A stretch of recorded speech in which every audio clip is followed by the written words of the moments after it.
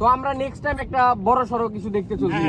ভাই আরেকটা বিষয়, আপনার এই ইঞ্জিন লাগানোর পরে যে আপনার এয়ারক্রাফটটা তৈরি হবে সম্পূর্ণ মূল্য কেমন হতে পারে মনে হয় সেই এয়ারক্রাফটটা বানানোর খরচ কেমন? আমি যদি পরবর্তী আরেকটা এয়ারক্রাফট তৈরি করি সব রুলস ঠিক রেখা আর এই ইঞ্জিনটা যদি লাগাই তো সেটার বাজার মূল্য প্রায় 30 লাখ টাকার মতো হইব, যেটা বাইরের দেশ থেকে কিনতে গেলে একজন মানুষ উঠতে পারে এরকম একটা ইঞ্জিন দিয়ে তৈরি করা একটা এয়ারক্রাফট আপনার আমেরিকার বাজারে 30 লাখ টাকা দাম। তো সেটা আমার প্রায় 7 থেকে 8 লাখ টাকায় তৈরি হয়ে যাবে। 7 থেকে 8 লাখ টাকা। 4 লাখ টাকার ইঞ্জিন আর 4 লাখ টাকার বডি। এবং সেটা সাকসেসফুল হলে পরে সেটা এক্সপোর্টও করতে পারে। হয়তো আমাদের বাংলাদেশে এটার কদর কম, আমাদের পাইলট নাই, কিন্তু এটা কিট প্লেন হিসাবে বিদেশে সে এক্সপোর্ট করতে পারবে আচ্ছা ভাই, একদিন ইনশাআল্লাহ। আরেকটা ব্যাপার হচ্ছে কি আপনার এই যে এই বর্তমান যে এক্সপেরিমেন্টগুলো এগুলা হচ্ছে কি ইউজ কেসে করা বা এটার ইউজ কেস কি?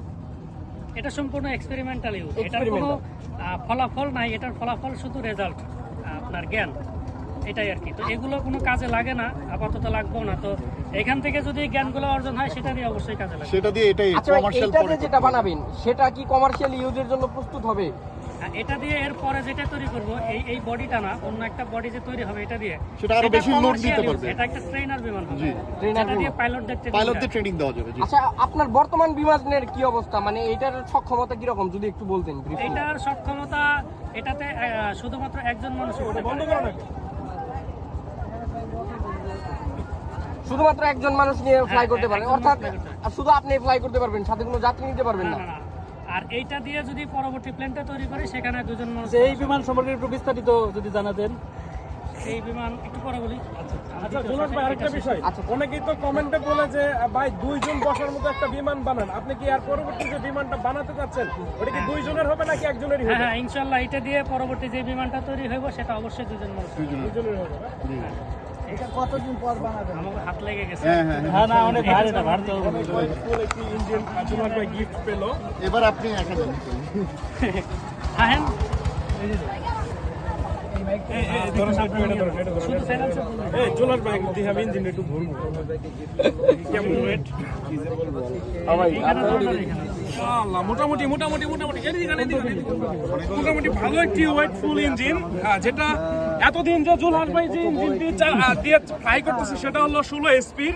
ওনার যেটা বলছিল যে বেশি উপরে ওঠার সক্ষম না, আর এটা হলো 29 এইচপি, তার মানে এটাতে আরো অনেক উপরে উঠা যাবে আর কি। মোটামুটি এটা কি স্টার্ট করে দেখছেন? ঠিক আছে হ্যাঁ, সবকিছু ঠিক আছে, একেবারে। ঠিক আছে না? আরে ধরেন অনেক ওয়েট, অনেক ভাই, মাথা আমি নষ্ট একটু নেই। করে। অবশ্যই এটা যদি ওয়ানাকয়েট মনে হয় ওইটা দিলে তো হান দিয়ে দিবেন। ওটার ওজন 40 কেজি, এটার 3 গুণ। একটু ভাই,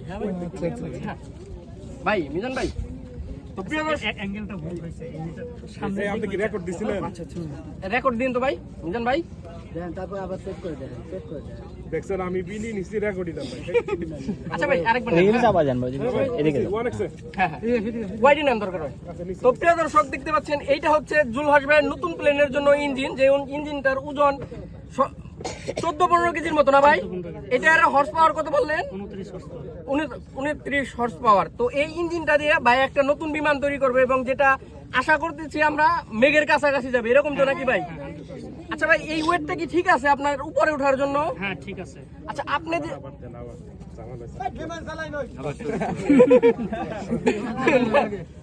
দান শর্টকাটে সারেন। হ্যাঁ নেন ভাই নেন। তো প্রিয় দর্শক দেখতে পাচ্ছেন এটা হচ্ছে একটা ইঞ্জিন জুলহাস ভাই গিফট পাইলো, যেটা তার পরবর্তী এয়ারক্রাফটের জন্য। সেটা দিয়ে এটা হচ্ছে 14-15 কেজির একটা ইঞ্জিন,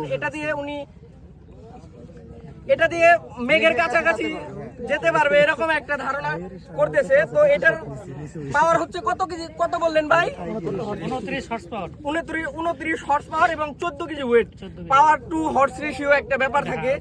আচ্ছা ভাই, আপনার বর্তমান লাগানো আছে ওইটা 35 কেজি, ওইটার ওজন ওইটা আপনার 16 হর্স পাওয়ারের। তার মানে এটা কয়েক গুণ ক্ষমতা 4 গুণ বলা হালকা, যায়। হ্যাঁ 4 গুণ হালকা, ধরতে গেলে 4 গুণ শক্তিশালী। 4 গুণ হালকা, 4 গুণ শক্তিশালী। যখন ওয়েটটা কমে আসে তখন হচ্ছে হর্স পাওয়ারটা এমনি অ্যাম্পলিফাই হয়ে যায়। তো এইটা হচ্ছে ভাই নেক্সট ইঞ্জিন। আমরা পরবর্তীতে ভাই এটা কতদিন লাগবে আপনার এয়ারক্রাফটটা তৈরি হতে এটা দিয়ে? প্রথমত এইটাতে লাগায় কিছু এক্সপেরিমেন্ট করা আছে, ওইটা মোটামুটি 1 মাস পরে নতুন প্রজেক্টে হাত দিবেন? হ্যাঁ না, এটা এই বিমানে লাগাবো। এটা এই বিমান লাগায় লাগাবেন? কিছু পরীক্ষা নিরীক্ষা শেষ করে তারপর নতুন বিমান তৈরি করব। হ্যাঁ তো এটা দিয়ে এই বিমানটা মোটামুটি 1 মাস পর আকাশে। আচ্ছা ভাই, এগুলার হচ্ছে মেইনটেনেন্স কস্ট কিরকম একটু আইডিয়া দেওয়া যাবে? এগুলো আসলে এরকম ভাবে তৈরি করা যেটার কোনো মেইনটেনেন্স কস্টই নাই, মানে এটা মেইনটেনেন্স করাই লাগে এরকম না। ব্যয়বহুল কিরকম মানে এটা ফ্লাই করতে? মেইনটেনেন্সের সময় হওয়ার আগে এটা ডেট এক্সপায়ার হয়ে যায়। যেহেতু এটা আকাশে ওড়ার জিনিস, এটা ওই রকম মেনটেন্যান্সের কোনো জিনিস না।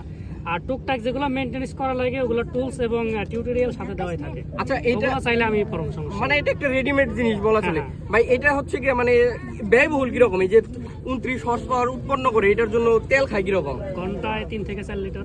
ঘন্টায় 3 থেকে 4 লিটার। তো এইটা হচ্ছে নতুন ইঞ্জিন। দেখি আমরা নতুন ইঞ্জিন দিয়ে ভাই কি তৈরি করে, সে পর্যন্ত এখনকারটাই দেখতে থাকি। ভাই অসংখ্য ধন্যবাদ। আচ্ছা, দেখি দেখি দেখি। জুলার ভাই নাকি, সমস্যা নেই।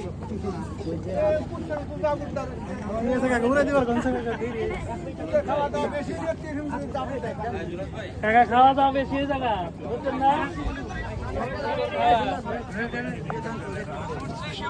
তাইলে নয় যাচ্ছে বলে বন্ধুরা